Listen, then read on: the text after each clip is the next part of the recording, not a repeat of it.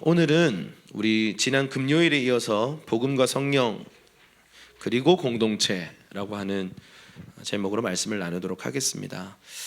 지난 금요일 날 오리지널 디자인에 대해서 말씀을 드렸습니다.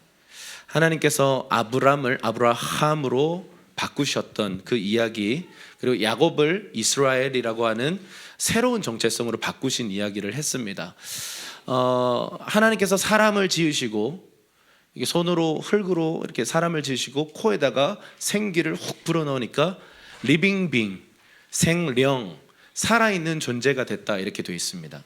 그러면 이런 말이 되죠.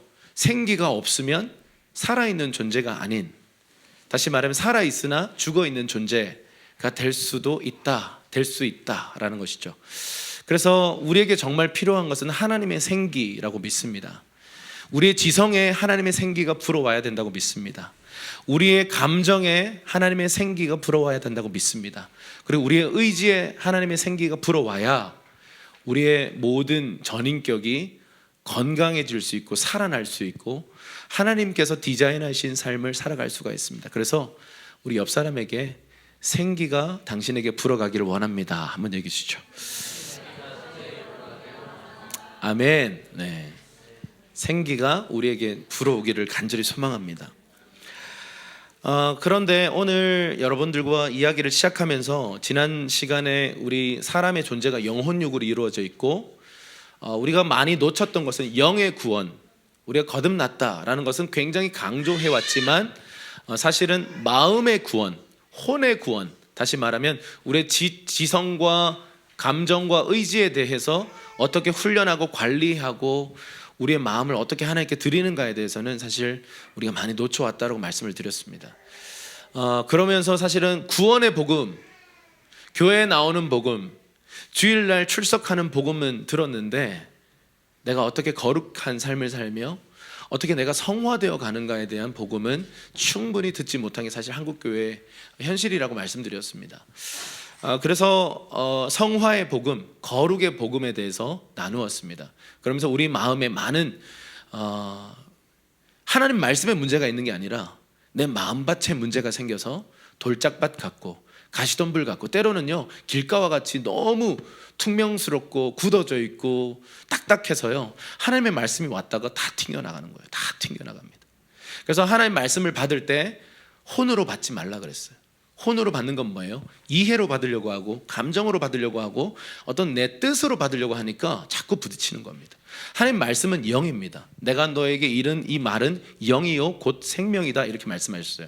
그래서 하나님 말씀을 들을 때는요 영으로 받는 법을 배워야 돼요. 이것이 정말 하나님의 말씀이 맞는가만 분별하면 돼요. 그런데 이해 안 돼도 네가 아들을 낳으리라 마리아에게 주님 말씀하셨을 때 마리아가 이해 안 돼서 저 처년돼요 그랬어요. 그러니까 처음에는 혼으로 반응했어요. 그런데 대저 하나님께 능치 못할 일이 있겠느냐라는 질문 앞에 화들짝 깨어나면서 그렇지 하나님 전능하신 분이지.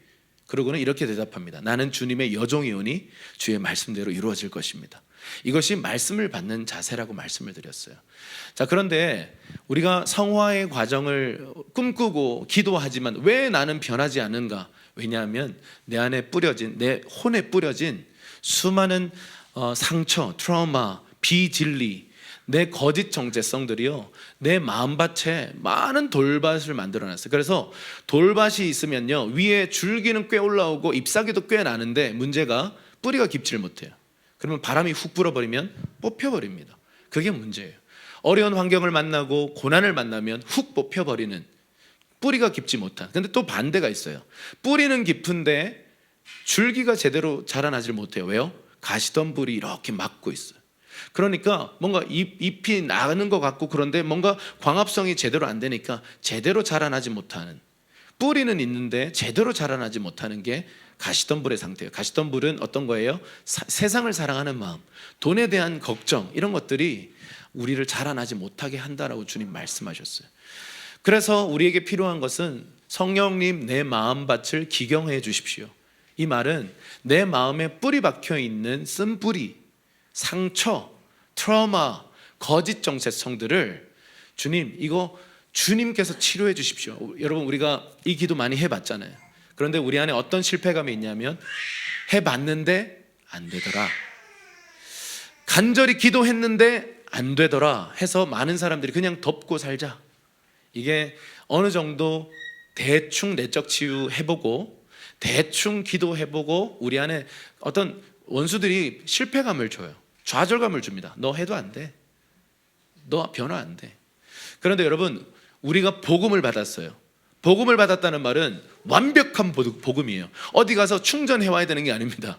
우리가 받은 이 성경에 나타난 이 복음은 완전한 복음인 줄 믿습니다. 그리고 플러스 구원받았다는 거, 거듭났다는 거는 성령님이 내 영 안에 들어오셔서 나를 거듭나게 하셨다는 거예요. 그럼 이건 완전한 겁니다. 나는 완전한 새 피조물이 되었다는 겁니다. 그런데 문제가 있어요. 왜 난 변하지 않지? 왜 난 변하지 않는가? 여러분, 우리가 복음과 성령, 다시 말해서 말씀과 성령님께 나를 내어드리는 법, 내 혼을 내어드리는 법에 대해서 충분히 훈련되지 않았어요. 그렇기 때문에 우리의 삶에 변화가 없고 내 안에 이 다람쥐 쳇바퀴 같은 똑같은 문제로 또 넘어지고 또 넘어지고는 이 시즌마다 넘어지는, 시즌마다 열매를 맺어야 되는데 시즌마다 넘어지는 일들이 우리의 삶에 나타나더라는 겁니다. 그래서 여러분들과 함께 다시 한번 복음에 대해서 이야기할 때 율법과 좀 비교를 하고 싶어요. 율법과 복음은 어떻게 다르고 어떻게 상관관계가 있는지에 대해서 여러분들과 나누고 싶습니다. 많은 사람들이 율법에 대해서 정리가 안 돼요. 예수님 오셨으니까 율법 필요 없는 거 아니에요? 라고 많은 사람들이 생각을 해요. 근데 율법에 대해서 그리고 복음에 대해서 이해할 때 네 가지 질문에 대해서 여러분들과 나누면, 그리고 그 이유가 뭔지 나누면 정리가 돼요. 그래서 첫 번째 질문은 이렇습니다. 율법을 지켜야 하는가? 답도 적어놨어요. Yes예요. 율법 지켜야 합니다. 왜요? 로마서 7장 12절에 이렇게 되어 있습니다. 율법은 거룩하고 의롭고 선하기 때문에 율법은 지켜야 된다, 이렇게 말하고 있어요. 우리 옆 사람에게 율법은 지켜야 합니다 하면 얘기해 주시죠. 두 번째, 율법을 지킬 수 있는가예요. 대답은 no. 이게 좀 충격이죠. 아니, 지킬 수 없는 거를 지키라고 하신 하나님에 대해서 약간 이해되지 않지 않습니까? 여러분, 하나님의 수준에서 우리 인간의 수준을 바라보면서 하나님의 수준의 법을 딱 이야기하시고는 지키래요. 그리고 지켜야 된대요. 오케이. 그런데 지키려고 했어요. 지켜집니까? 안 돼요. 여러분, 이 율법을 좁게 보면 그 아담에게 말씀하신 하나의 법이었어요. 선악과 먹지 마 했어요. 그런데 모세에게 또 준 10가지의 계명, 10계명이라고 하죠. 이것으로 좀 확장돼요. 그리고 또 구약 전체를 율법으로 볼 수 있습니다. 그리고 또 더 신약 전체, 이 성경 전체를 하나님의 율법, 하나님의 법이라고 해석할 수 있습니다. 그러면 여러분, 이 말씀을 우리가 지켜야 된다는 거 아멘, 동의해요. 그런데 지켜집니까? 지킬 수 있습니까? 바리새인들은요 613가지의 이 율법을 지키기 위한 하나의 의무 조항을 만들어놨어요. 613가지를 지키고 살아야 된다. 저는 숨 막혀서 그런 삶 못 살겠어요. 제 기질상 그런 거 안 맞아요. 막 규율 팍팍팍팍 이렇게 있으면 저는 도망가고 싶어요. 아마 저랑 비슷한 분들이 많을 텐데 613가지의 규칙을 엄격하게 지켜가는 사람들이 지금도 그 이스라엘 가면 많이 있습니다. 그 검은 모자 쓰고 검은 이렇게 수트 입고 지금도 나라에 대한 어떤 비통한 마음을 가지고 통곡의 벽에서 막 이러면서 기도하는 분들이 계세요. 그분들 중에 또 모두가 그런 건 아닙니다만 또 좀 센 분들이 계세요. 그래서 613가지의 조항들을 굉장히 막 엄격하게 준수하기 위해서 살아갑니다. 여러분, 실제로 음욕을 품지 않기 위해서요, 남자들이요 땅을 보면서 걷습니다. 경건한 유대 남자들이요. 왜냐하면 괜히 여자를 받다가 음욕이 혹시나 들까봐. 그래서요, 경건한 유대인의 특징이 뭔지 아세요? 여기 이마가 다 까져 있어요. 왜요? 나뭇가지에 찔리고 어디가 들이받고, 그게 다반사인 거죠. 여러분, 이걸만 봐도 와, 경이롭죠. 뭔가 음욕이 혹시라도 내 안에 일어날까봐 그런 삶을 산다는 거예요. 그런데 뭔가 한편으로는 경이롭고, 와, 거룩을 위해 저렇게 싸우는 거야. 본받아야 될 부분들도 분명히 좀 있을 것 같아요. 그런데 그들 안에 있는 이 율법을 준수하려는 태도는요, 조금 이따 말씀드리겠습니다만 복음 없는 율법 준수예요. 그 말은 내 힘과 내 노력과 내 수고로 율법을 지키려고 하는 노력인데 안 돼요. 사람은 이거 지켜낼 수가 없어요. 선악과 먹지마 하면 선악과가 먹고 싶은 게 사람이에요.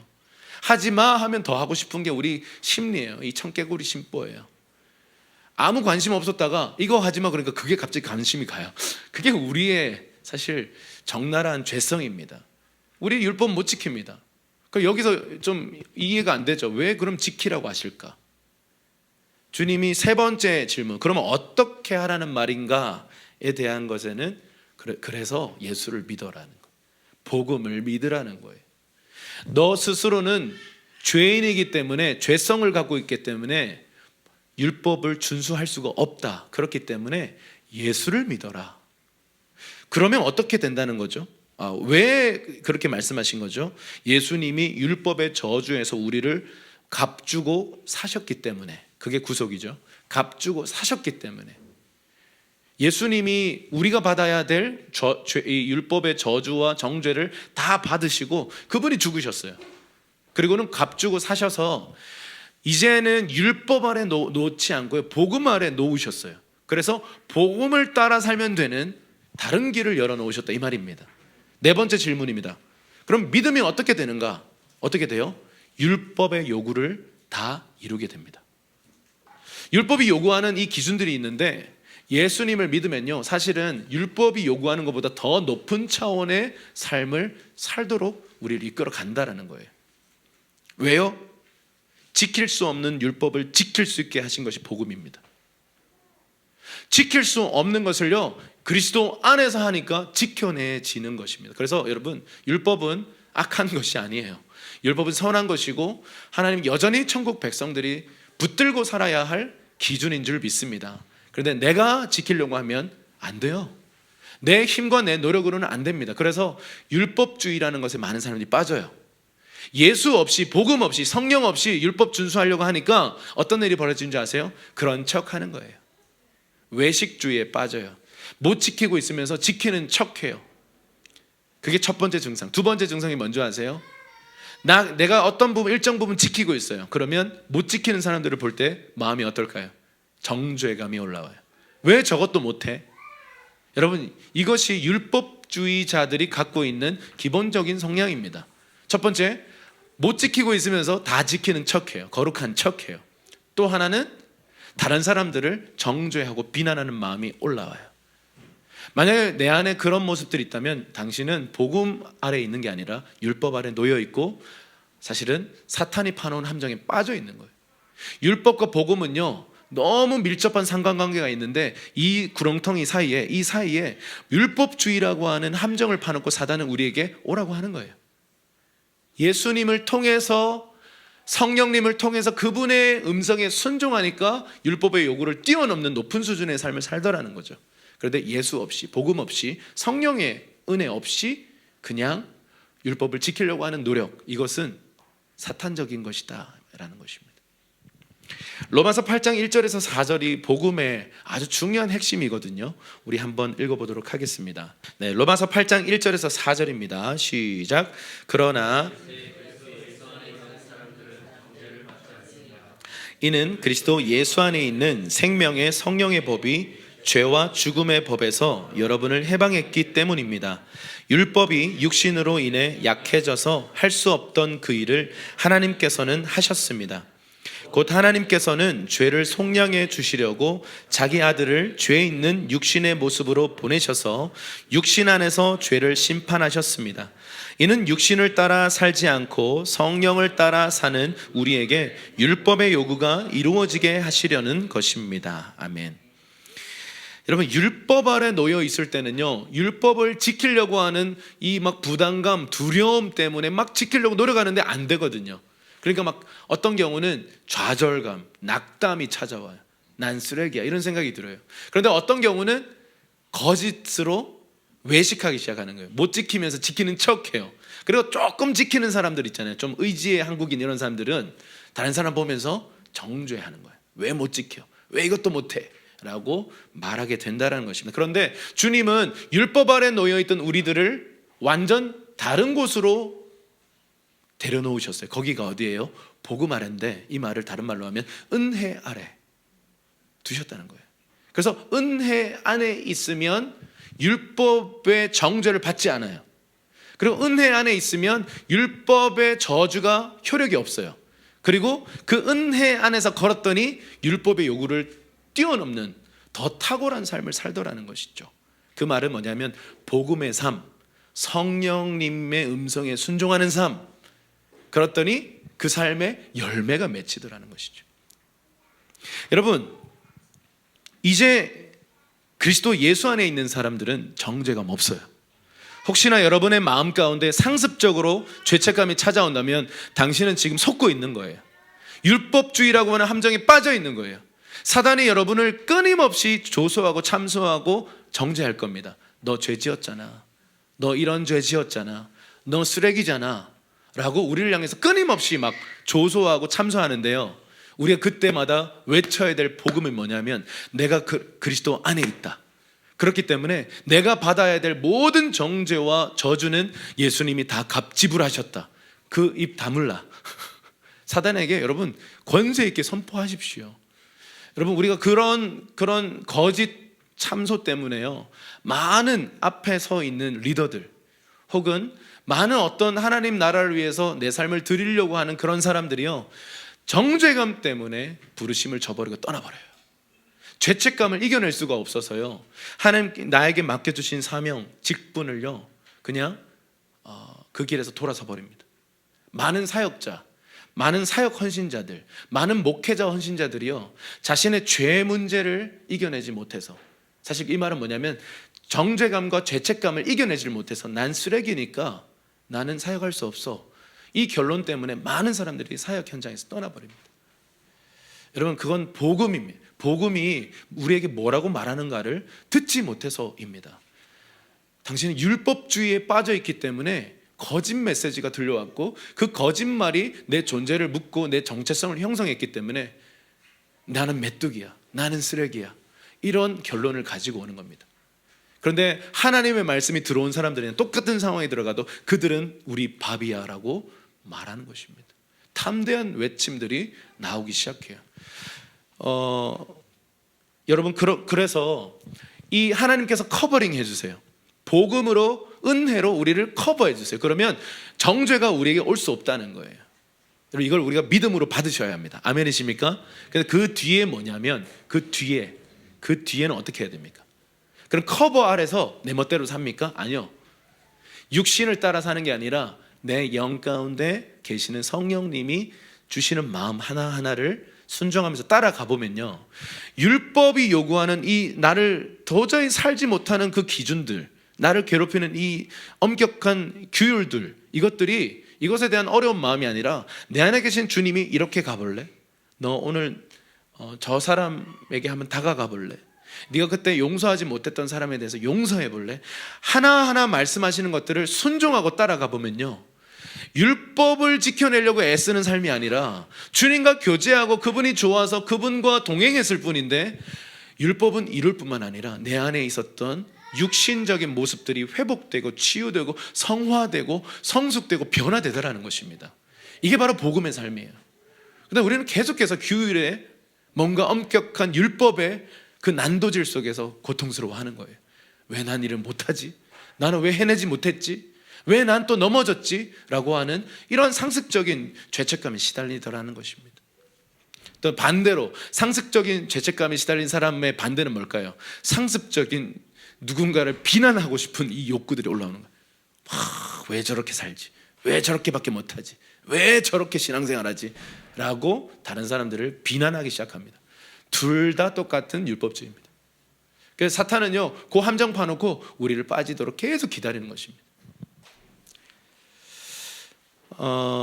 율법의 삶은요, 아둥바둥 지켜내려는 삶이라면 우리에게 주신 은혜, 복음의 삶, 이것을 새 언약의 삶이라고 하거든요. 이 새 언약의 삶은 결국은 예수님이 다 대속하셨고, 예수님이 다 용서하셨고, 예수님이 다 값주시고 지불하셔서 사셨다는, 이 구속하셨다는 이 이야기가 결국 우리에게 커버링이 되었다라는 거예요. 그러면 우리는 어떻게 살아야 될까요?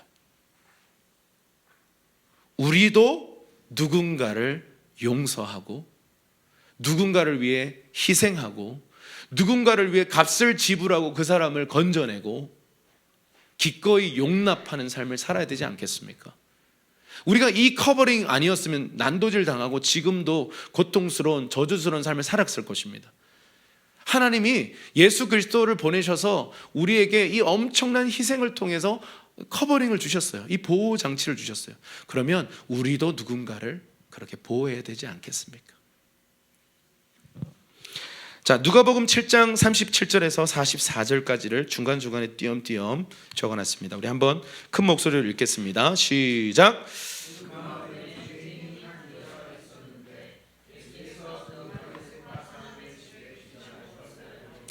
향유가 든 옥합을 가지고 와 예수의 뒤로 그 발 곁에 서서 울며 눈물로 그분의 발을 적셨습니다. 그리고 자신의 머리카락으로 발을 닦고 그 발에 자신의 입을 맞추며 향유를 부었습니다. 예수를 초대한 바리새파 사람이 이 광경을 보고 속으로 말했습니다. 만약 이 사람이 예언자라면 자기를 만지는 저 여자가 누구며 어떤 여자인지 알았을 텐데 저 여자는 죄인이 아닌가? 그 여인을 돌아보고 시몬에게 말씀하셨습니다. 이 여인이 보이느냐? 내가 내 집에 들어왔을 때 너는 내게 발 씻을 물도 주지 않았다. 그러나 이 여인은 자신의 눈물로 내 발을 적시고 자신의 머리카락으로 닦아 주었다. 지금 이게 어떤 상황이냐면요, 이게 평행 구절들을 살펴보면 요한복음에서는 베다니 마리아로 나오고요, 누가복음에서는 좀 죄가 많은 한 여인으로 나옵니다. 그래서 그냥 이 부분에 대해서 오늘은 누가복음의 관점에서만 해석하겠습니다. 누가복음의 이 배경 가지고 그냥 누가복음 안에서만 여러분에게 마음을 나누겠습니다. 이 죄인인 한 여자가 있었다. 마을에서 죄인인 여자예요. 그러니까 사람들이 다 저 여자는 쌍스러운 여자다라고 생각하는 여자였어요. 그런데 이 여인이 참 상징적이죠. 바리새인의 집에서 예수님이 초대되어서 식사해요. 자, 바리새인은 율법주의자입니다. 자, 율법주의자가 예수님을 초대했다는 것은 뭘 의미할까요? 율법주의자는 왜 예수님을 초대한 걸까요? 꼬투리 잡으려고 그런 사람도 있었는데 식사 초대는 좀 다른 거예요. 뭔가 자신을 옳게 보이고 싶어서예요. 율법주의의 특징, 전형적 특징이 뭐냐면 나를 옳게 보이고 싶어서 어떤 말을 하고 행동을 해요. 이 율법주의자는요, 예수님을 자신이 옳게 보이고 싶어서 초대를 해서 식사를 하고 있어요. 그런데 갑자기 동네 죄인으로 알려져 있는 한 여인이 갑자기 식사 중인 이 집에 헐레벌떡 들어와가지고 향유 옥합을 들고 왔어요. 이 모습도 참 희한한데 갑자기 울면서 그분의 발에 엎드려서 막 머리털로 막 예수님의 발을 막 닦고 눈물로 적시고 그 발에 입 맞추고 막 향유를 막 부었대요. 이 광경을 이렇게 바리새파 사람이 보더니 속으로 이렇게 생각하는 거죠. 저 여자가 이 예수라는 사람이 진짜 예언자면 이 여자가 얼마나 쌍스러운 여자인지 알 텐데 그러면 내가 어떻게 반응하는지 한번 지켜보자 그랬죠. 근데 예수님은 그 속에 생각하는 것을 간파하시고 뭐라고 얘기하시냐면 하나의 이야기를 들려주세요. 예를 들어 1억 원을 빌려줬다가 탕감받은 사람이 있고 10만 원을 빌려줬다가 탕감받은 사람이 있는데 누가 더 그 탕감해 준 사람을 사랑하겠느냐? 그러면 당연히 1억 원이요 이렇게 얘기한 거죠. 그래, 죄가 많은 곳에 은혜가 있다. 죄를 많이 지은 그 죄인이 더 예수님을 사랑하는 것이다. 그래서 이 여인이 죄가 많은 여자지만 나를 사랑해서 이 행동을 한 것이다라고 사실은 바리새인의 그 생각과 정면으로 부딪히는 어떤 대답을 하신 거예요. 그러면서 예수님이 이렇게 말씀하세요. 시몬을 보시면서, 누구예요? 시몬 누구예요? 베드로죠. 베드로를 보면서 이렇게 이야기해요. 한번 따라해서 이 여인이 보이느냐? 그러니까 이 말은 뭐냐면 너는 지금 이 여인을 어떻게 보고 있느냐예요. 바리새인은 지금 정죄의 비난의 눈빛으로 보고 있는데 제자인 너희들은 지금 이 여인을 어떻게 보고 있느냐라고 질문한 거예요. 자, 이 여인이 얼마나 쌍스러운 여자인지는 뭐 나오지 않습니다. 그런데 동네에서 죄인이다 하면 아마 성적인 부분, 어쩌면 창기였을지 모르겠습니다. 누가 봐도 저 여인은 정말 함께하기 힘든 죄인이다 라고 하는 어떤 생각이 있는 여인이었습니다. 여러분, 이 여인이 보이십니까? 지금 뭐 눈앞에 없지만 머릿속에서 그 여인을 여러분도 보고 계세요. 여러분, 이 질문은 단순히 이 여인이 보이냐, 너 시력이 살아있냐 이런 얘기가 아니고 너 어떤 관점으로 보냐 라는 겁니다. 여러분, 사람을 어떤 관점으로 보는가 라고 하는 질문이에요. 여러분은 사람이라는 존재를 어떤 관점으로 바라보세요? 저는 많은 인간관계를 해오면서 사람들을 만나면서 두 가지 마음이 있습니다.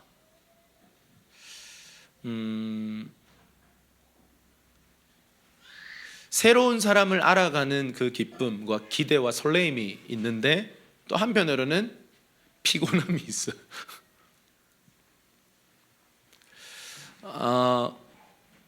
우리 인생에 다가오는 그 큰 카테고리의 세 가지의 환란이 있는데 첫 번째가 건강, 두 번째가 돈, 세 번째가 관계예요.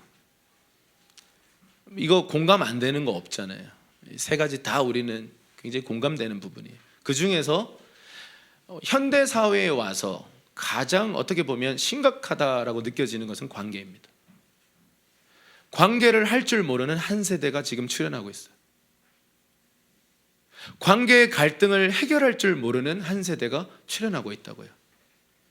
그럼 어떻게 관계를 맺어야 할지, 관계에 대해서 너무 두렵기 때문에 그냥 관계를 하지 않기로 결정하는 사실 한 세대가 지금 일어나고 있어요. 우리는 이 시기에 관계의 하나님을 믿고 있고 관계하도록 부르심을 받고 있고, 특별히 여러분은 지금 관계를 해야만 하는 그런 교회에 와 있어요. 그냥 조용히 숨어 지낼 수 있는 그런 공동체도 분명히 있습니다. 그런데 여기는 안 오면 전 교인이 알아요.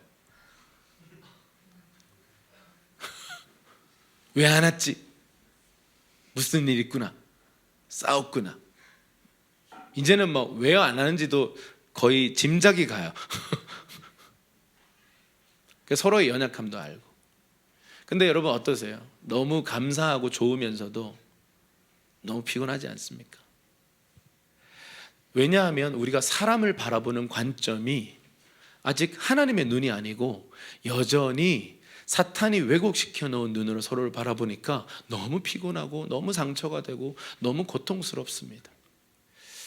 여러분, 우리 교회가 관계에 더 깊은 곳으로 가자라고 말해놓고 이 눈 안 바꾸고 이 렌즈 안 바꾸고 가면요, 서로 고통스러워서 결국은 파산할 겁니다. 그런데 만약에 우리가 이 렌즈를 바꾸고 안경을 바꿔 쓰고 서로를 바라보는 관점을 바꾸기 시작할 때 어떤 일이 벌어질까요? 정말 예수님의 눈으로 사람들을 바라볼 때, 여러분 지금 온 동네 사람들이 다 죄인이라고 비난하고 정죄하는 여인이 와서 예수님께 이상한 행동을 하는데 그 행동이요, 사실 그렇게 경건한 행동은 아니에요. 여성의 머리털로 남성의 발을 씻기고 막 발에 막 입 맞추고, 근데 거룩한 여인이 아니라고 알려져 있는, 어떻게 보면 문란한 여인이라고 알려져 있는 여인의 이상한 행동으로 보이고 다들 이러는 거죠. 메시아가 맞다면 어떻게 행동할까? 근데 예수님이 그녀가 나를 다른 사람들보다 더 사랑해서 이렇게 행동한 것이다, 그 중심을, 그 영을 보고 말씀하셨어요. 그러면서 너희는 어떻게 보느냐? 여러분, 이 질문, 누가복음은요 문학적 기법 중에 이런 게 있어요. 제자들에게 물었지만 사실 독자인 우리에게 묻고 있어요. 당신, 지금 성경을 읽고 있는 너는 지금 이 여인을 어떻게 보고 있느냐? 모두가 다 손가락질하는 여인이에요. 여러분, 사실은요 당신이 사람을 바라보는 관점은 언제 형성됐냐면 당신의 가정에서 형성됐습니다. 부모님이, 특별히 아버지가 당신을 대하는 방식이 당신의 관점이 돼 있어요. 그게 하나의 칩이라고 말씀드릴 수 있어요. 머리에 칩이 딱 들어와서 딱 들어와 있어요. 그래서 무시하는 부모님 밑에서 무시당하면서 큰 사람들은요, 당연히 사람들을 무시하는 사람이 돼버려요. 이게 정말 성향이 정말 다 다르잖아요. 성격이 다 달라요. 어떤 사람은요, 아부가 몸에 배어 있어.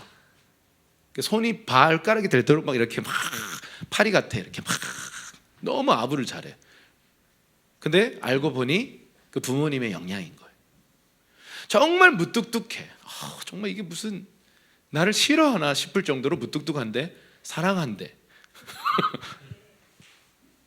근데 왜 이렇게 표현이 없냐? 알고 보니 너무 무뚝뚝한 부모님 밑에서 큰 거예요. 근데 사실은 아버지의 영향이 커요. 어머니의 영향력도 큽니다만 사실은 본질적으로 아버지라고 하는 존재가 우리에게 미치는 영향력이요, 굉장히 큽니다.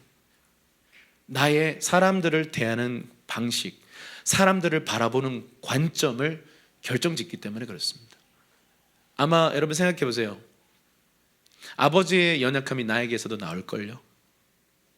내가 그 모습 너무 싫어했는데 똑같이 나도 그 연약한 모습대로 행동하고 있을걸요. 그게 뭐냐면 칩이 내 머릿속에 박혀 있으니까 그 칩이 이끌어가는 대로 가는 거예요. 칩이 빠져나오고 새로운 칩이 박히기 전까지는요, 우리 변화가 안 되는 겁니다. 그렇게 노력을 해도 안 되는 거예요. 그래서 사실은 이 칩이 나 자신을 해석하고 바라보게 해요.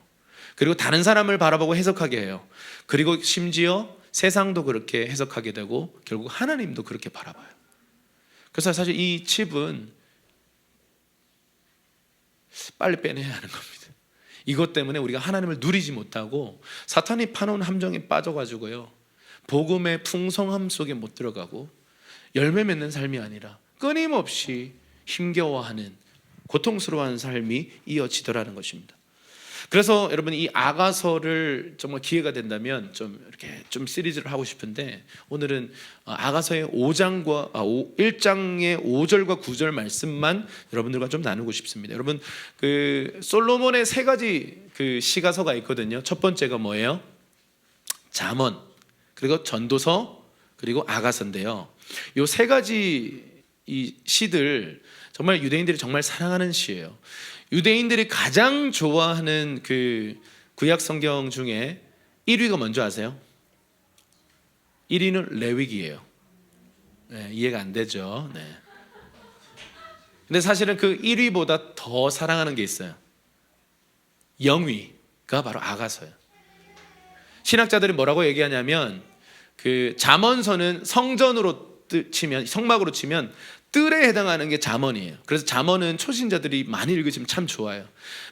이것이 하나님의 길이구나라고 하는 분별력들을 배울 수 있는 책이에요. 그리고 전도서는요, 이 성소에 해당돼요.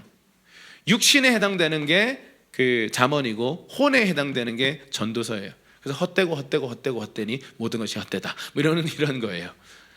그런데 지성소에 해당되는 거, 영에 해당되는 게 뭐냐면 바로 오늘 이 아가서입니다. 이 아가서가요, 복음의 핵심이에요.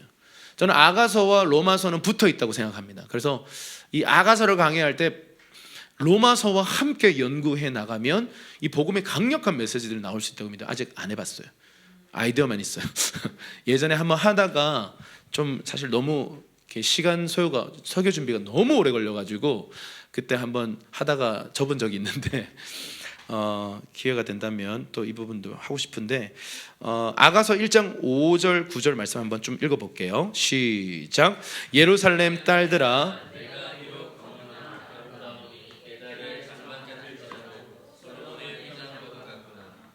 내 사랑아, 내가 너를 바로의 병거의 준마에 비하였구나. 이 아가서는요, 솔로몬 왕과 술람미 여인이라고 하는 여인과의 사랑 스토리예요. 그래서 연애 편지 같아요. 그런데 이것이 예수 그리스도와, 신랑 되시는 예수 그리스도와 신부된 교회, 저와 우리 여러분들이 그 관계를 그려주는 책입니다. 그래서 굉장히 깊어요. 굉장히 상징적이고요. 상징 언어로 다 적혀 있어요. 근데 이게 상징적인 어떤 언어 하나하나가 다 깊은 복음적인 상징들이 있습니다. 예루살렘 딸들아 라고 말하는 이건 누구의 말이냐면 술람미 여인의 말이에요. 예루살렘 딸들아 내가 비록 검으나 아름다우니. 아가서 1장은 8장까지 있는데 1장부터 8장까지가 있는데 이 각 장이요 이 신부된 교회, 다시 말하면 신자가 성숙해 가는 과정이에요. 1장에서의 이 신부는요 너무 연약해, 너무 좌충우돌이야. 2장 3장으로 가서 심각한 어려움과 고난도 당해요. 영혼의 깊은 밤이라고 불리는 광야 한가운데 서가지고 고통스러워도 합니다. 그런데 1장은요 아직 주님과의 관계가 완전히 정립이 안 된 상태인데 주님을 갈망하는 이 신부가 주님을 만나고 나서 시작되는 첫 번째 여정이에요. 그건 뭐냐면 정체성이 회복되기 시작했다라는 거예요. 그건 뭐냐면 한번 따라해 주십시오. 내가 비록 검으나 아름다우니. 이 표현이 굉장히 중요한 표현입니다. 검다라는 것은 피부색이 검다라는 겁니다. 첫 번째. 그래서 피부색이 좀 까무잡잡했습니다. 이 여인이요. 그런데 단순히 그냥 피부색만 얘기하는 게 아니에요. 검다라고 하는 것은요 상징이에요. 내 안에 굉장히 죄악과 연약함과 세상의 더러움들이 이렇게 막 묻어 있는 거예요. 그래서 사탄도 정죄하고 나도 내가 봐도 내가 정말 검어요. 나는 죄인이에요. 그런데 그러나가 붙어 있어요. 그러나 나는 아름답다. 여러분 이것이 정체성의 회복입니다. 죄가 없어, 나 죄 안 지었어, 아닙니다. 주님이 커버링 해주시는 거예요. 네 죄 내가 다 감당했다. 너는 아름답다. 주님이 말씀해 주시는 그 정체성을요 믿음으로 취한 사람이에요. 그게 뭐냐면 그리스도의 의입니다. 죄를 지었어요. 우리는 존재 자체가 숨 쉬는 것만 해도 죄예요. 그게 우리의 아담 이후에 타락된 인류의 어쩔 수 없는 형편입니다. 그러나 그리스도 안에 있을 때 어떤 존재라고요? 아름답대요. 그리스도의 의가 우리를 아름답게 만들어 가세요. 아멘이십니까? 한번 따라해 주십시오. 비록 내가 검을지라도 아름다우니. 그것이 저와 여러분의 정체성이에요. 여러분 죄가 없어요. 나 죄 안 지었는데요 라고 하는 태도가 아니에요. 예, 맞습니다. 제가 연약합니다. 죄인입니다. 어떤 부분에 너무 검은 모습이 있습니다. 그러나 내가 그리스도 안에 있기 때문에 나는 아름답습니다. 이게 복음이에요. 사단에게 속지 마십시오. 우리를 정죄하는 그 음성에 속지 마십시오. 그리스도 안으로 돌아가서 내가 검지만 난 아름답다 라고 말하는 것입니다. 그 뒤에 뭐냐면 게달의 장막 같을지라도. 여러분 이 게달의 장막은요 이스마엘의 후손인데 검은색 장막이었어요. 이것 또한 더럽고 추하고 음란한 어떤 그런 것의 상징입니다. 그렇다 할지라도 솔로몬이 입고 있는 저 휘장, 솔로몬의 휘장과도 같다라고 얘기합니다. 더러워 보이지만 그리스도 안에서 우리는 거룩하고 순결한 존재다라고 말하는 거예요. 여러분 스스로를 바라보는 눈이 바뀌어야 해요. 나 자신을 바라보는 눈이 바뀌지 않으면 우리는 결단코 다른 사람을 주님이 보시는 눈으로 볼 수가 없어요. 결국 내가 다른 사람을 대하는 방식은 내가 나를 대하는 방식이에요. 많은 사람들이 사람들을 무시하는 그런 성향을 갖고 있다면 사실은 내가 너무 많이 무시를 당했고 그런 나를 나도 내가 무시하는 거예요. 만약에 사람들에게 짜증스럽게 대해야 한다면요 사실 나 자신에게 짜증이 나 있는 거예요. 막 분노가 막 나오는 스타일이라면요 사실 나 자신에 대한 분노가 너무 많은 거예요. 우리는 결국 우리를 사랑하는 만큼 다른 사람을 사랑할 수 있습니다. 그래서 오늘 이 정체성의 회복은요 우리 그리스도인의 성숙에 있어서 출발점이에요.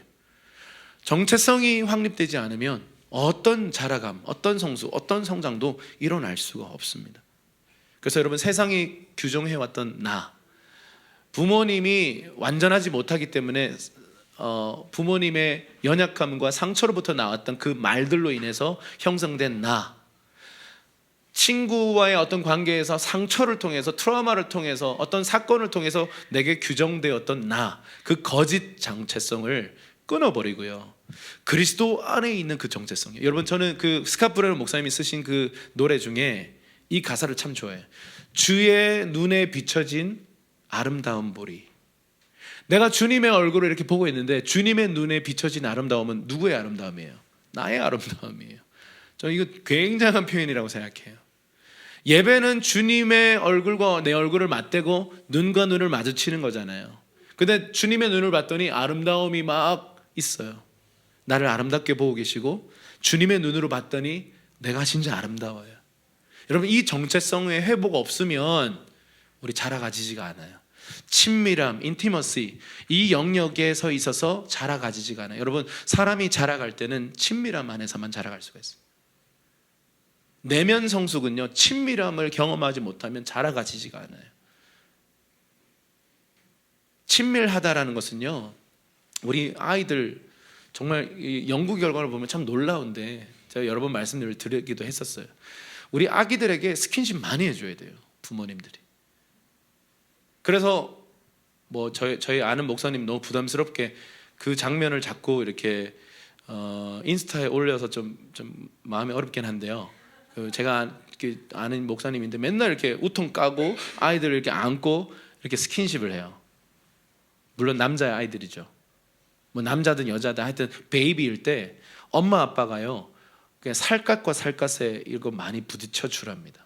그게 친밀감을 형성한답니다.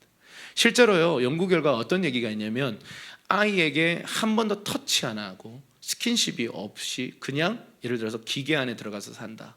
이 아이들이요, 죽더라는 거예요. 생명을 잃어버리더라는 거예요. 저는 이 얘기가 처음에는 이해가 안 돼요. 왜 그렇지? 스킨십을 하고 안 하고가 생명을 결정지을 만큼 중요한 일인가? 근데 베이비, 갓난아이들은요 그렇다라고 합니다. 그리고 그거 아세요? 이 쌍둥이인가?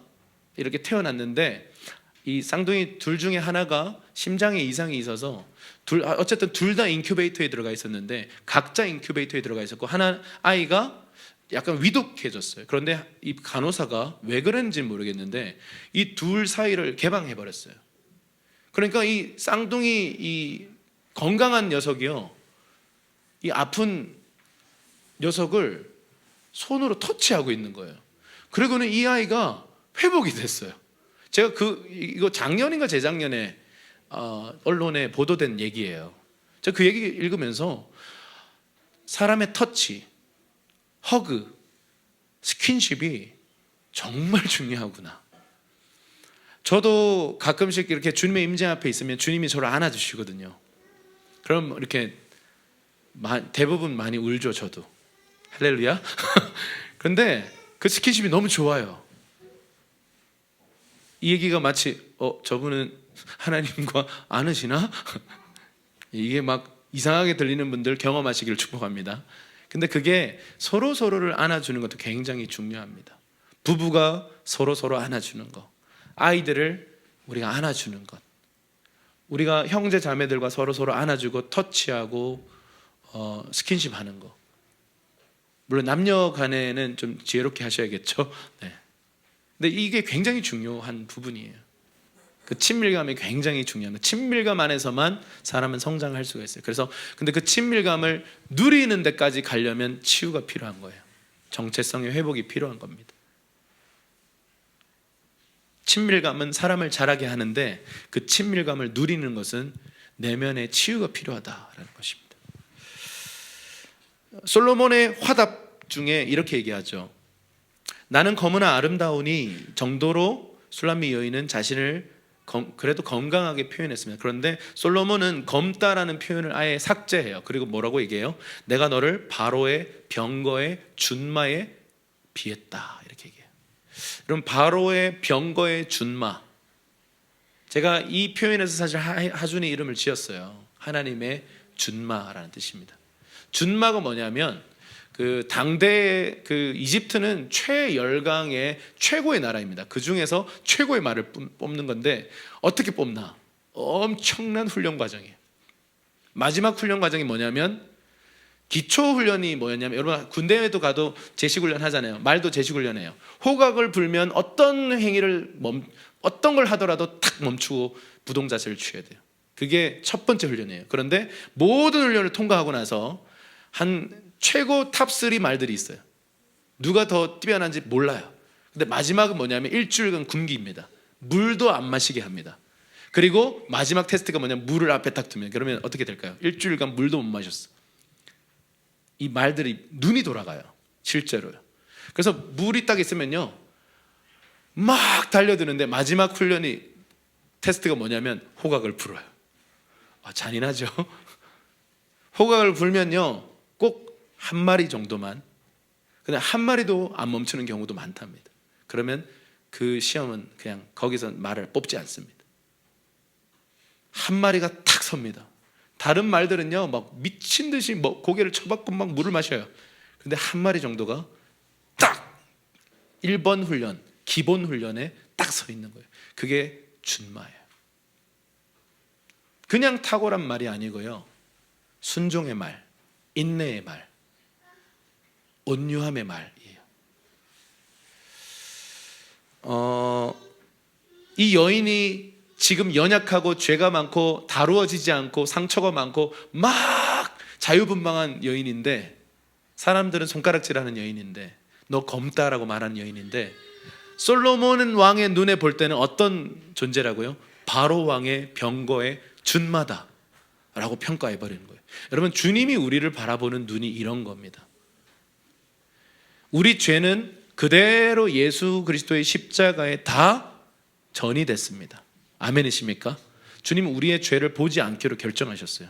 동이 서에서 먼 것처럼 그냥 던져버리겠다고 말씀하셨어요. 그리고는 우리가 할 일은 그분이 말씀하신 그 말씀을 신뢰하고 그분과의 친밀함 가운데 들어오기만 하면 내가 이끌어갈게, 내가 너를 인도할게 라고 말씀하시는 거죠. 고린도후서 4장 7절입니다. 우리 큰 목소리로 읽어볼게요. 시작.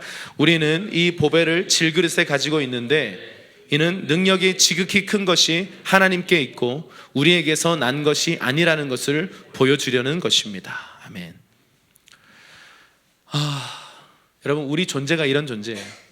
연약한 존재. 질그릇이 좀 비싸기도 해요.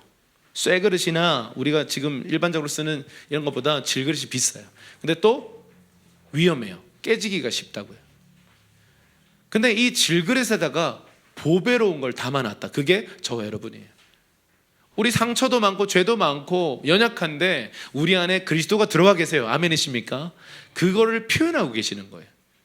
여러분, 우리 스스로의 가치를요 더 이상 평가절하하지 마십시다. 주님의 눈에는요 내가 아름다울 뿐만 아니라 바로 왕의 준마로 보이기 시작하는 거예요. 나의 사랑, 나의 어여쁜 신부야 라고 말씀하시는 거지, 너 죄 많지만 내가 오늘 한번 봐줄게, 이게 아니에요. 그리스도 안에서 그 모든 것이 다 도말되었고 이제 나와 친밀함을 누리자. 이게 주님의 정말 관심이에요. 이게 복음이에요. 그런데 우리가 그러면 상처는 없어지는 거 아닌데요? 물론 하나님께서 치유하십니다. 근데 이게 완벽하게 되진 않아요. 주님 앞에 서는 날까지요 흔적이 남아있어요. 트라우마가 완전히 없어지진 않아요. 저도 많은 트라우마가 있었는데 그 트라우마가 많이 극복됐어요. 그런데 일부분 아주 찔끔 남아있는 부분들이 있어요. 다 괜찮아졌다 생각했는데 또 남아있더라고요. 여러분, 우리가 완벽하게 치유되지 않을 수 있어요. 그런데 그 이유가 뭐냐면요, 보배로운 그 보배가 질그릇에 담겨 있는데 많은 구멍이 나 있고 많은 어떤 찢겨짐이 있지만 결국 그것은 나의 사명이 돼요. 내가 그 학원 폭력을 당했던 사람들이요 지금 학원 사역을 하시는 목사님을 알고 있어요. 이분이 왜 이렇게까지 열심히 하시는가, 그분이 간증하시더라고요. 학교에서 너무 심각하게 왕따와 학원 폭력을 당하셨더라고요. 알고 보니 자신의 아픔이 사명이었다는 거죠. 자꾸 관심이 가더라는 거예요. 학교에 들어가고 싶더라는 거예요. 학교에 들어가는 것도 힘든 시대거든요. 요즘은요 외부인이 못 들어가요. 그런데도 관심이 있고 사명이 있고 자신의 아픔이 있으니까. 근데 이분이 그 사명, 그 아픔이 사명이 되어서요 수많은 다음 세대를 살리고 계세요. 그리고 하나님이 이분을 막 높이셔서 청소년 명설교가로 지금 한국교회에서 쓰고 계세요. 우리 완벽하지 않습니다. 저도 완벽하지 않아요. 저도 허점투성이에요. 근데 하나님께서요, 이 질그릇을 내어드릴 때 우리 안에 계신 그 보배가 우리를 통해서 흘러나오더라는 거죠. 완전하려고 하고 완벽하려고 하는 그 모습 자체가 결국 율법주의입니다. 그분과의 친밀감을, 관계를 누리면서 저절로 변화되는 것, 그것이 복음이요, 그것이 성령 안에서의 삶인 것입니다. 에베소서 5장 27절입니다. 이게 주님의 계획이에요. 저와 여러분을 바라보고 계시는 주님의 관점 읽어볼게요. 시작. 자기 앞에 영광스러운 교회로 세우사 티나 주름 잡힌 것이나 이런 것들이 없이 거룩하고 흠이 없게 하려 함. 아멘. 우리 연약해요. 우리 교회도 연약해요. 지금 여전히 수많은 한계와 연약함과 어려움들이 있습니다. 그런데 주님 우리를 보실 때 영광스러운 교회로 보세요. 순결한 신부로 보고 계세요. 왜 그런 줄 아세요? 우리의 과거를 아시는 주님이 우리 현재를 보고 계세요. 그런데 동시에 뭐를 보는지 아세요? 미래를 보세요. 저와 여러분이 그리스도 안에만 있다면 우리는 영화롭게 변화될 것입니다. 주님 다시 오셨을 때 우리는 부활체를 입고 영화라고 하는 단계로 들어가요. 성화 아닙니다. 성화는 그리스도 안에서, 성령 안에서 빚어져가는 과정이라면, 영화는요 완전해지는 단계예요. 그때 우리는 완전해집니다. 주님은 그 모습을 보고 계십니다. 그리스도의 의가 우리를 어떻게 영광스럽게 바꿀 것인지를 주님 보고 계세요. 그래서 나는 지금 내 연약함 때문에 나에 대해서 내가 싫고 나를 비난하고 내가 막 힘든데, 주님의 눈에는 그 영화의 단계를 보고 계시니까 너는 아름답다, 너는 솔로몬의 휘장과 같다, 너는 바로왕의 병거의 준마와 같은 내게 탁월한 자다라고 말씀하시는 것이죠. 결국이요, 우리가 그 주님의 아름다움을 볼 때 그 주님의 눈에 비춰진 그 아름다움으로 나를 바라보고 그 눈으로 다른 사람을 바라볼 수가 있습니다. 이게 참 안 돼요. 그래서 저도 여러분들도 이거 훈련해 가야 합니다. 공동체에서 할 일이 바로 이겁니다. 서로의 연약함이 막 나타날 거예요. 할렐루야. 짜증 날 거예요. 화가 날 거고, 그냥 막 싸우고 싶고, 할렐루야, 그냥 때려치고 싶고, 그냥 막 그럴 때마다 내가 어떤 복음을 받았는지, 율법주의적으로 다른 사람을 재단하고 욕하는 것이 아니라, 뒷말하는 것이 아니라, 그냥 그 사람을 내가 용서받아서 커버링 받은 것처럼 용서하기로 결정하고 용납해 주기로 결정하고, 그냥 그 사람에 대해서 자비를 베풀기로 결정하고. 여러분, 자비는 이런 거예요. 그 사람이 내가 자비를 베푼 사실도 몰라요. 수준 차이가 있는 거죠. 여러분, 저는 우리 아이들에게 많은 자비를 베풉니다. 근데 아이들은 내가 자비를 베푼지도 몰라요. 수준 차이가 좀 커요. 자비를 베풀어요. 자비를 베풀어요. 그래, 나도 누군가 나를 이렇게 안 품어줬으면 난 지금 어딘선가 래퍼 한다고 막 그러고 있겠지. Drop the beat 이러면서 이렇게 막 똥폼 잡으면서 뭐 이러고 살고 있었겠죠. 어디 클럽 다니면서. 저를 참아주신 많은 목사님들의 얼굴이 지금 이렇게 파노라마처럼 지나가요. 저의 연약함과 미성숙함과 말이 얼마나 많은지 제가 또. 근데 제가 만날 리더는 말이 없어. 말 많은 아이와 말 없는 리더의 만남을 상상해 보셨습니까? 제가 한 5분 정도를 쉬지 않고 말했는데 한마디로 끝나요. 그래, 끝나요. 그럼 어떤 제안을 해요. 무슨 이런 아이디어가 있습니다. 이렇게 타타타타타타타 10분 정도 말씀드렸는데 기도해보자. 끝. 그리고 끝나요. 그 목사님과 함께 있으면서 참 많은 다루심을 받았어요. 왜 나는 이렇게 말이 많지? 처음에는 이런 생각이 들어요. 거절감을 느꼈죠. 목사님 나를 싫어하시나? 내가 성가신가? 많은 이제 상처를 받기도 했죠, 초창기에는. 근데 그게 아니라는 사실을 알았죠. 이분이 말이 없구나. 그러면서 하나님 나를 다루시기 시작했어요. 너무 말 많은 나를 보게 하셨어요. 왜 나는 생각도 안 하고 말부터 튀어나올까? 20대 초반의 저의 모습들. 그런 것들을 하나님 저를 이렇게 다루어 가시기 위해서 정확하게 연결해 주신 거죠.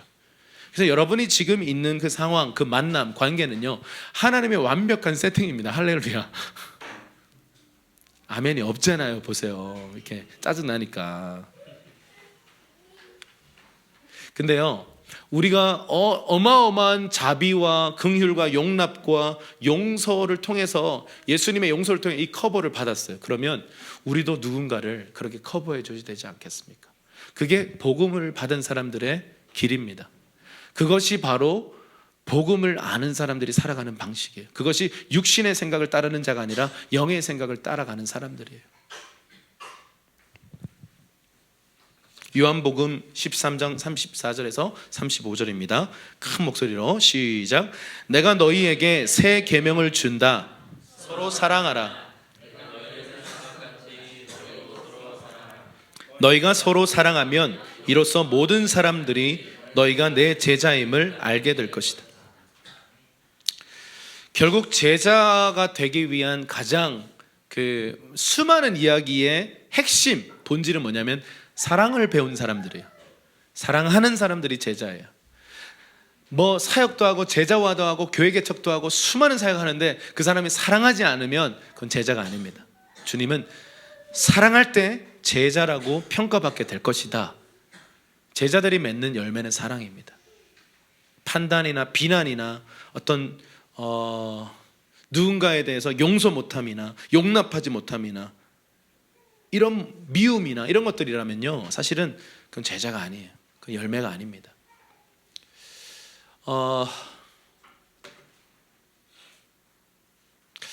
마지막 날 저와 여러분들이 주님의 심판대 앞에 1대1로 이렇게 서게 되잖아요. 그러면서 주님께서 물으시는 그 물음은 이 모든 것에 대한 총체적인 물음이에요. 네가 사랑을 배웠느냐?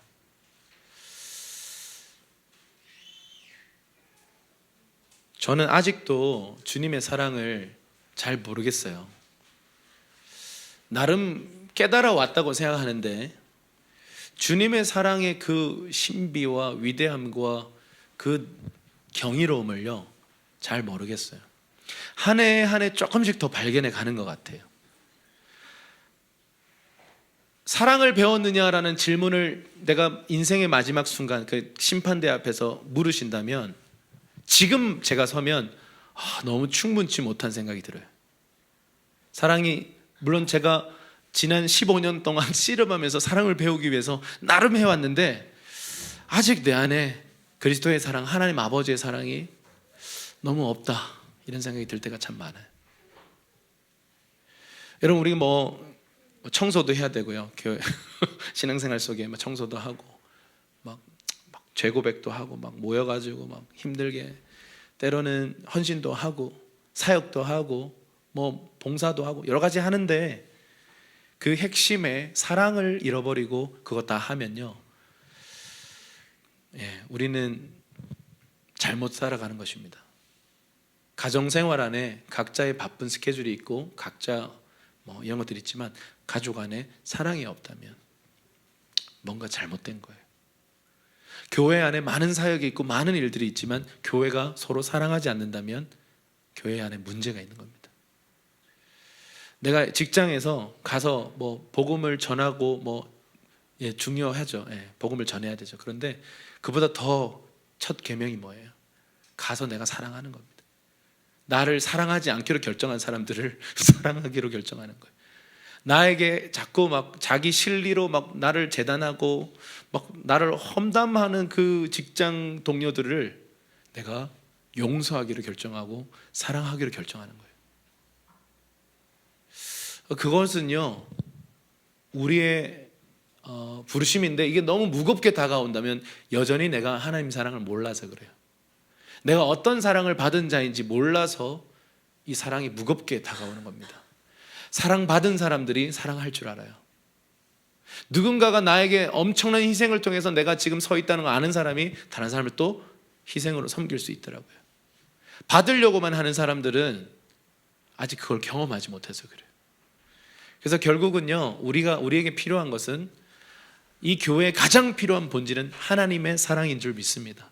그 사랑이 충분히 경험되고 공급되어져서 내가 사랑받는 자구나, 내가 정말 아름다운 자구나, 이런 건강한 정체성이 세워질 때 서로 사랑하게 되고 이것은 세상을 향해서도 흘러가게 됩니다. 어떤지 한번 내 삶이 지금 어떤지 한번 점검해 봅시다. 내가 지금 사랑하고 있는가? 아니면 혹시나 잘못 그 반대되는 어떤 것들을 하고 있지는 않은가? 누군가를 비난하고 있지는 않은가? 누군가를 판단하고 있지는 않은가? 용서하지 않으려고 하진 않는가? 자비를 베풀어 여러분, 자비는 이런 거예요. 저 사람의 수준에서는 이거 해결이 안 돼요. 그럼 내가 다가가야 돼요. 짜증나죠, 솔직히. 근데 하나님 내게 맡겨주신 분량이에요. 네가 자비를 베풀어라. 저 사람은 아직 먼저 다가와지지가 않는 사람이에요. 그럼 네가 다가가라. 내가 먼저 낮아질게요. 내가 먼저 섬길게요. 내가 먼저 손 내밀게요. 라고 하는 사실 짜증 섞인 순종. 저도 참 많이 했어요. 진짜 짜증나요. 내가 왜요? 내가 잘못한 것도 아닌데. 왜요? 왜? 내가 왜? 주님 말씀하시는 거예요. 저 사람은 스스로 먼저 용서를 선택하고 다가올 수 없는 사람이다. 그러니 네가 다가가라. 왜요? 왜? 다가가서 뭐라 그래요? 네가 용서를 빌어라. 내가 왜요? 내가 왜? 니도 판단했잖아. 그건 맞는데. 이러면서 이렇게 가가지고 형제님, 제가 당신을 판단했습니다. 죄송합니다. 그랬더니 이 형제가 용서합니다. 이러는 거예요. 그래서 내가 이게 아주 제가 20대 때 있었던 일인데, 이게 내가 뭔가 진짜 나를 죽여서 이 사람이 나한테 잘못한 건데 내가 먼저 다가가서 그래도 내가 또 약간 마음 불편하고 이 사람에 대해서 판단한 게 있으니까 죄송하다고 하니까 용서하겠습니다. 딱 그러더라고. 그러고 끝나서 더 열받아서 다가오면서 주님 이게 뭡니까? 할렐루야. 그럼에도 불구하고 내가 먼저 다가가는 거. 그것이 복음을 경험한 사람들의 전형적 특징입니다.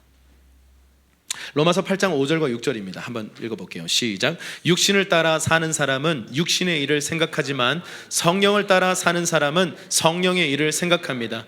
육신의 생각은 죽음이지만 성령의 생각은 생명과 평안입니다. 그래서요, 우리가 이 육신의 생각이 이끌어가는 대로 순종해서는 안 돼요. 큰일 나요.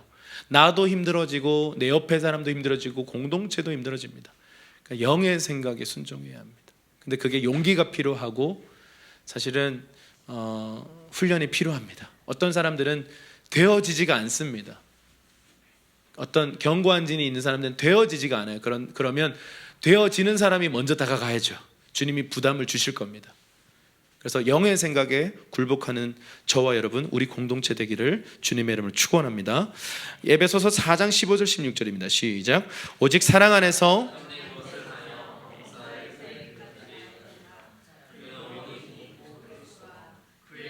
온몸이 각 마디를 통하여 도움을 받음으로 연결되고 결합되어 각 지체의 분량대로 역사하여 그 몸을 자라게 하며 사랑 안에서 스스로 세우느니라. 아멘. 우리 공동체가 복음과 성령을 받은, 완전한 복음을 받았고 완전하신 성령을 받은 공동체입니다. 아멘이시죠? 그러면 결론은 뭐예요? 사랑해야 돼요.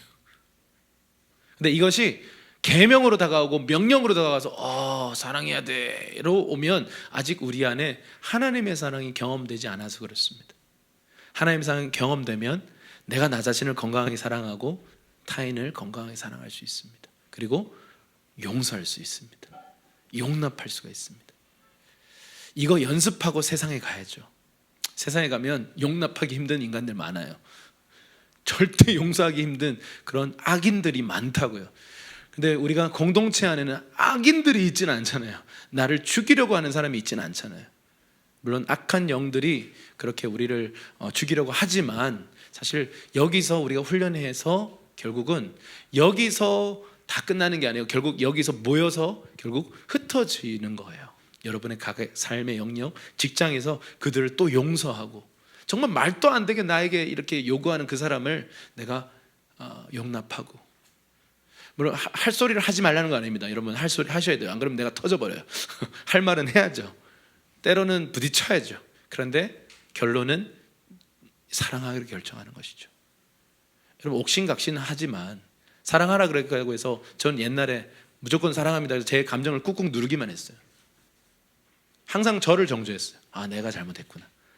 내가 부족해서 그렇구나. 근데 그러니까 어느 날 내가 터지더라고요. 당신의 이 행동이 나를 힘들게 합니다라고 말해야 돼요. 그런 거 말하지 말라는 거예요. 사랑은 사랑 안에서 진리를 말하는 거예요. 그렇게 하면 안 되는 겁니다. 그거 굉장히 불편합니다 라고 말해야 돼요. 그리고 사랑하기를 결정해야죠.